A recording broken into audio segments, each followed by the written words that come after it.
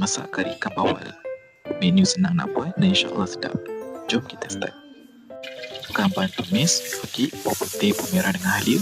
Bawang merah tumis sampai dia naik bau. Dengan serbuk cili, serbuk gulai dengan serbuk kari. Terus tumis sampai dia naik bau, sampai dia pecah minyak. Ni proses lama sikit, kena tambah air lah. Nampak tu video saya tambah air. Yang ni memang lama sikit. Lepas tu kita buat dalam 2-3 kali sampai dia pecah minyak. Masukkan pula ikan bawal. Saya siap dengan garam. Okey. Kuah lagi pekat, masukkan air sikit.